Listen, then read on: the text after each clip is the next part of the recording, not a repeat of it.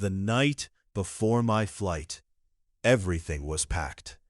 My bag sat neatly by the bedroom door. My suitcase was zipped shut. There was nothing left to organize, nothing left to prepare. All that remained was goodbye. I sat quietly on the edge of the bed, staring at the familiar walls and the ceiling I had looked at every day for the past 5 years. This house had once felt like home. Now it felt like a place I no longer recognized. My phone rang. I glanced at the screen. "Mom," I answered. "Son, are you sure?" she asked softly. "Yes, Mom." She sighed. "Things happen in life. We have to learn how to forgive and sometimes forget." I lowered my head. "I can't, Mom. I'm hurt. I'm broken." There was silence before she spoke again. "If you ever decide to come home, your father and I will welcome you with open arms."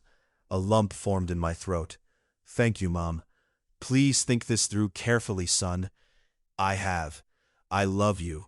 I love you too, Mom. I'll see you soon." We hung up. The room fell silent again. Then I looked up. Elizabeth, my wife of 5 years, stood in the bedroom doorway, tears streaming down her face. She stared at me as though she were searching for one last reason to stop me. Her voice trembled. "Do we really have to do this?" Those 6 words hit me like a bolt of lightning. In an instant, every memory came crashing back. It had started as the most ordinary day imaginable. It was my day off, and I was running errands around town, checking things off my usual list. Nothing felt unusual. Nothing felt out of place. A few days earlier, Elizabeth had ordered a dress online. When it arrived, it was the wrong color. Since her favorite boutique had an outlet near our neighborhood, I decided I'd surprise her by exchanging it for the one she actually wanted. After finishing most of my errands, I realized my remaining appointments weren't until much later that afternoon. I had plenty of time. I'd run home, grab the dress, exchange it, and surprise my wife. Or so I thought. As I reached for the passenger seat, I realized the dress wasn't there. I had forgotten it at home. I laughed at myself, turned the car around, and headed back. As I pulled onto our street, something immediately caught my attention. A car. It was parked in my spot. I slowed down. I'd never seen that vehicle before. I didn't recognize it. For a moment, I reached for my phone to call Elizabeth and ask who was visiting. But something stopped me. A feeling, one I couldn't explain. Instead of calling, I opened an app on my phone. A few months earlier, after several package thefts in our neighborhood, I had installed a Ring doorbell camera. I had never told Elizabeth. As far as she knew, it was just an ordinary doorbell. The live feed loaded. Seconds later, I heard the front door open. Elizabeth greeted a man. Their conversation sounded comfortable, too comfortable.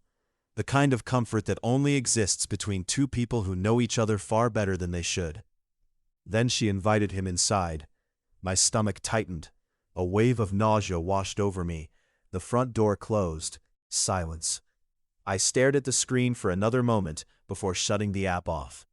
Without thinking, I parked my car down the street beside my neighbor's yard. I stepped out quietly.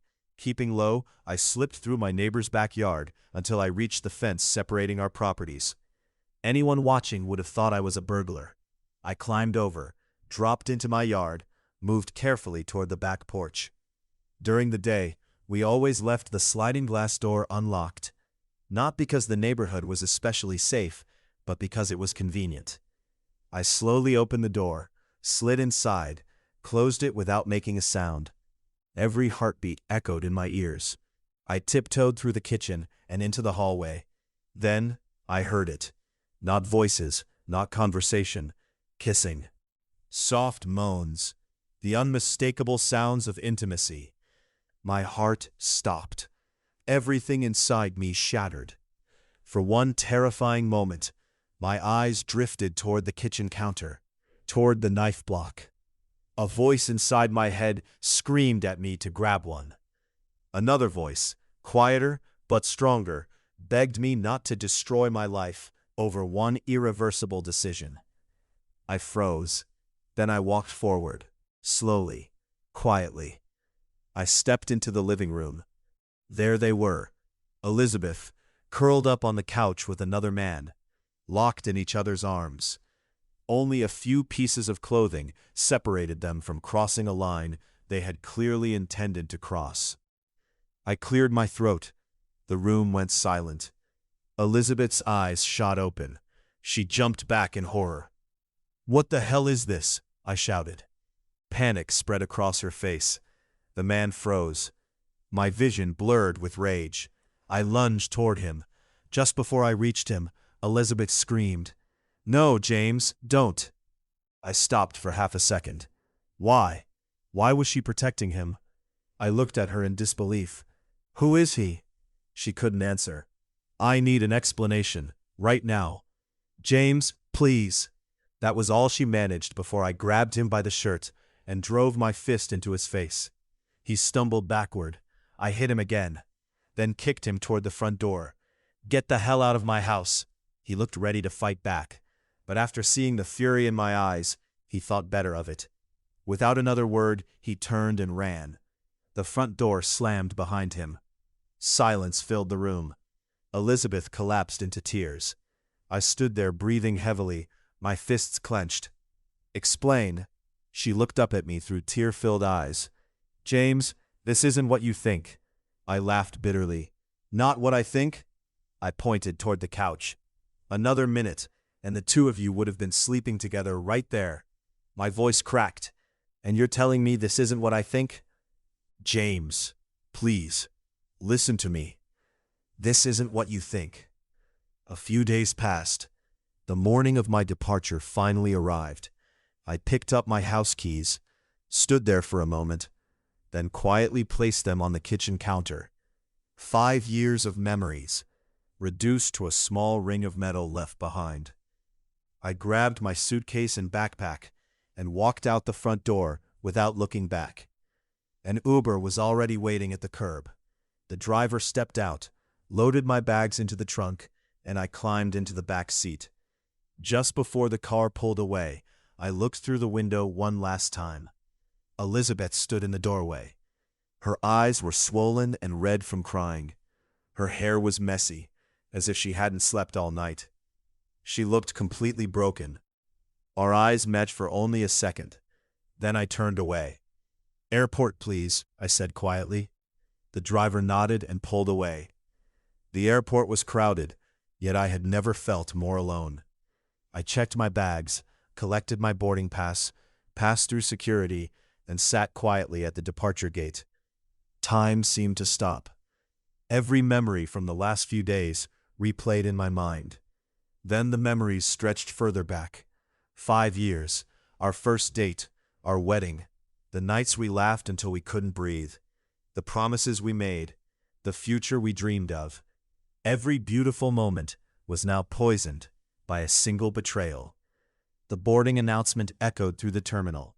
I stood, walked to the gate, handed over my passport, scanned my boarding pass, then stepped onto the aircraft. The moment I settled into my seat, exhaustion overwhelmed me. Within seconds, I was asleep. But sleep brought no peace, only nightmares. I dreamed of Elizabeth. I dreamed of the bedroom. I dreamed of opening the door over and over again. Each time, I hoped the ending would change. Each time, it never did. It felt like my mind was trapped inside an endless loop, replaying the worst day of my life. For a moment, I honestly wondered if I was losing my sanity.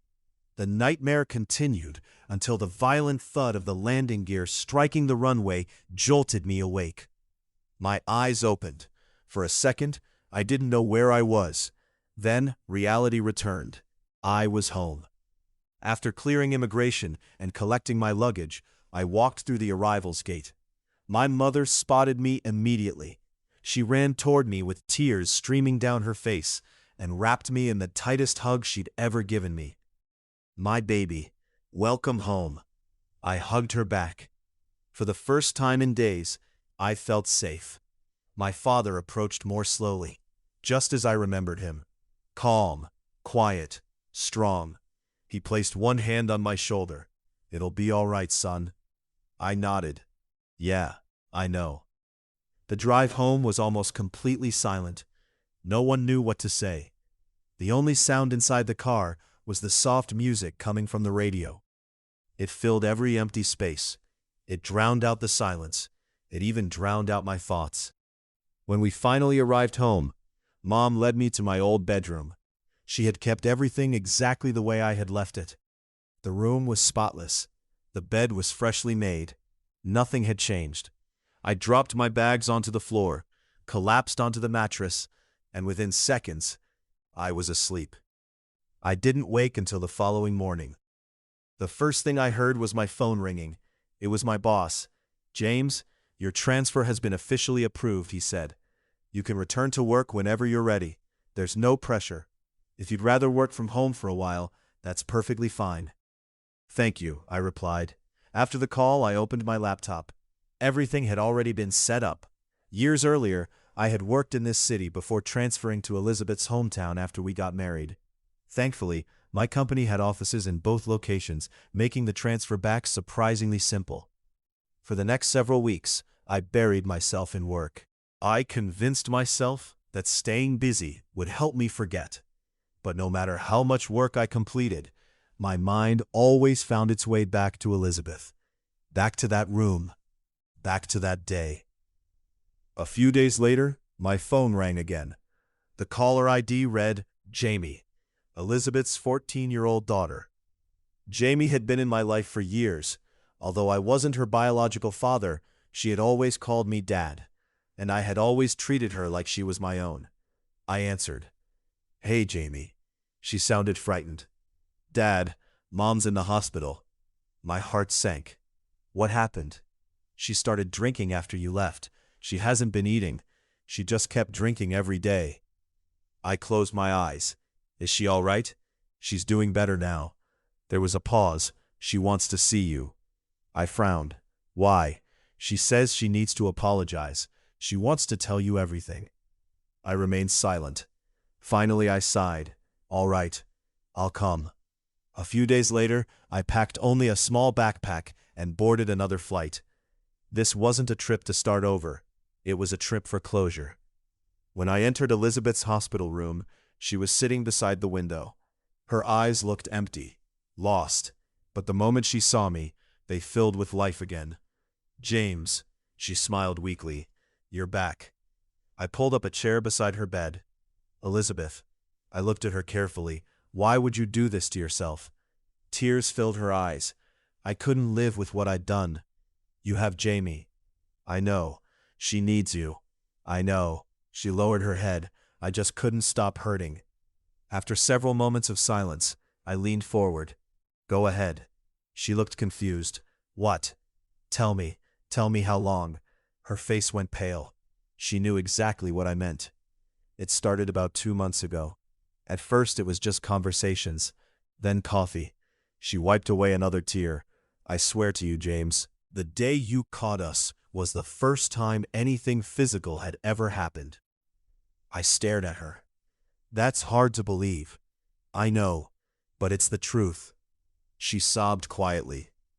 "If you hadn't caught us, maybe it would have gone further." She paused. "Thank God you did." I looked away. "You still betrayed me." "I know. I'll spend the rest of my life trying to earn your forgiveness." I shook my head. "I don't think I'll ever be able to forgive you." She closed her eyes. "I understand, but I'll never stop hoping." The room fell silent once again. Finally, I stood. "My lawyer will send the divorce papers." "I don't want your money. I don't want the house. I don't want anything. I just want peace." Tears streamed uncontrollably down her face. Before leaving, I looked back one last time. "Take care of yourself, Elizabeth. If not for yourself, then for Jamie." Without another word, I walked away. Life slowly settled into a new routine. Weeks passed. Jamie continued calling almost every day. She updated me on her mother's progress. "Mom's out of the hospital now. She's stopped drinking. She's looking for a job." I smiled. "I'm glad she's trying." Then Jamie asked the question I had been dreading. Dad, when are you coming home? I took a deep breath. I'll always be there whenever you need me. But I don't think your mom and I can ever be together again. There was silence. Then she whispered, I still pray you'll forgive her.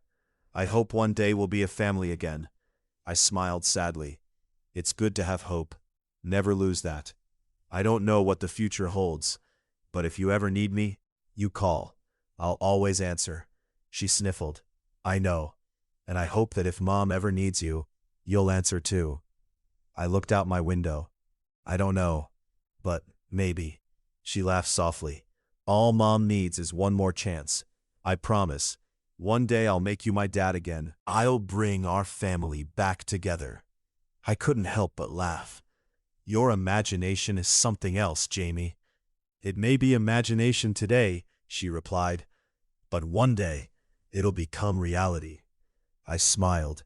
Have a good day, kiddo. And remember, no matter what happens, I'll always love you. The call ended. I sat there staring out the window, wondering if some hearts are simply too broken to ever be put back together again, or if somehow hope really could accomplish the impossible.